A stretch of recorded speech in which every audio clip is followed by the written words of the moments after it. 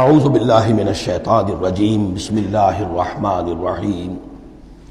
پھر آ رہا ہے وہی طلاق کا معاملہ، واللائی یئسن من المحیض من نسائکم، اور تمہارے ہاں کی وہ خواتین کے جن کا حیض کا سلسلہ بند ہو چکا ہو، مایوس ہو چکی ہو حیض سے، ان ارتبتم فعدتہن ثلاثۃ اشہر، اگر اس میں کوئی شک بھی ہو تو پھر 3 مہینے عدت ہو جائیں گے۔ اب حیض تو آ نہیں رہا کہ 3 ہے طہر اور 3 حیض کا کوئی حساب کیا جائے۔ واللائی لم یحضن، اور وہ ابھی بچپن میں نکاح ہو گیا کیونکہ ہو جاتا تھا، اور ابھی بچی کو جو ہے وہ ابھی ایام شروع ہی نہیں ہوئے ہیں، تو اب ان کی عدت کیسے ہوگی اگر ان کو طلاق دے دی گئی؟ تو ان کے لیے بھی یہ کہ 3 مہینے۔ وَأُولَاتُ الْأَحْمَالِ أَجَلُهُنَّ يَضَعْنَ حَمْلَهُنَّ، اور جو حاملہ ہوں ان کی پھر عدت یہ ہے کہ وہ وضع حمل ہو جائے، بچے کی پیدائش ہو جائے، اس کے بعد وہ ان کی جو ہے عدت ختم ہوگی۔ یہ بھی ہو سکتا ہے کہ پورے 8 مہینے لگ جائیں، 9 مہینے لگ جائیں، 4 مہینے ہو، 6 ہوں، واللہ اعلم۔ وَمَن يَتَّقِ اللَّهَ، پھر دیکھیے تقویٰ، وَمَن يَتَّقِ اللَّهَ يَجْعَل لَّهُ مِنْ أَمْرِهِ يُسْرًا، جو اللہ کا تقویٰ اختیار کرتا ہے اللہ اس کے کاموں میں آسانی پیدا کر دیتا۔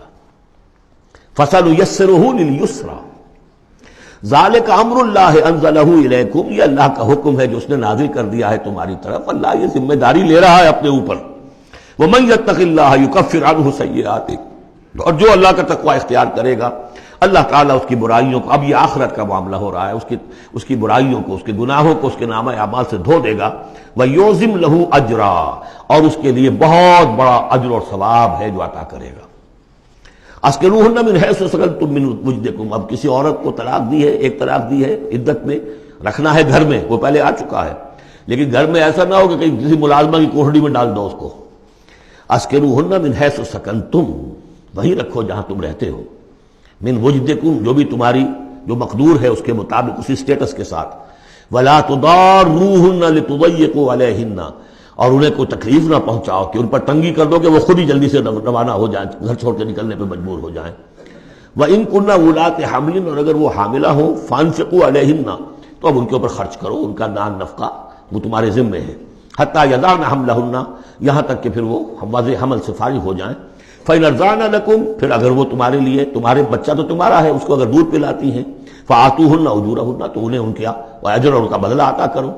وَاعْتَمِرُوا بَيْنَكُمْ بِمَعْرُوفٍ، اور آپس میں مشورہ کر لیا کرو بڑے بھلے طریقے سے۔ اگر طلاق بھی ہو گئی کوئی بات نہیں، انسان تو ہے نا، انسانی سطح پر، اب شوہر بیوی نہیں رہے لیکن انسان تو ہے، انسانی سطح کے اوپر بات کر لی جائے۔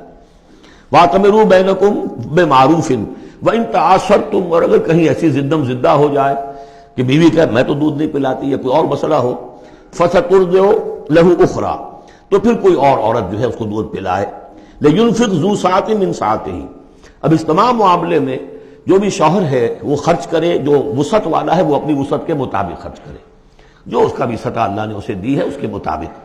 وَمَنْ قُدِرَ عَلَيْهِ، اور جس کے اوپر اللہ تعالیٰ نے رزق کی کوئی تنگی رکھی ہے، ناپ تول کر دے رہا ہے، کوئی فراوانی نہیں ہے، فَلْيُنْفِقْ مِمَّا آتَاهُ اللَّهُ، تو وہ خرچ کرے اس میں سے جو اللہ نے اس کو دیا ہے۔ لَا يُكَلِّفُ اللَّهُ نَفْسًا إِلَّا مَا آتَاهَا، اللہ تعالیٰ کسی جان کو ذمہ دار نہیں بنائے گا مگر اسی حد تک جو کچھ کہ اس نے اسے دے رکھا ہے۔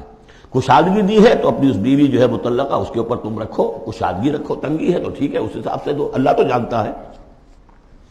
سَيَجْعَلُ اللَّهُ بَعْدَ عُسْرٍ يُسْرًا، یقیناً اللہ تعالیٰ جو ہے اس کے لیے سختی کے بعد آسانی بھی پیدا کر دے گا۔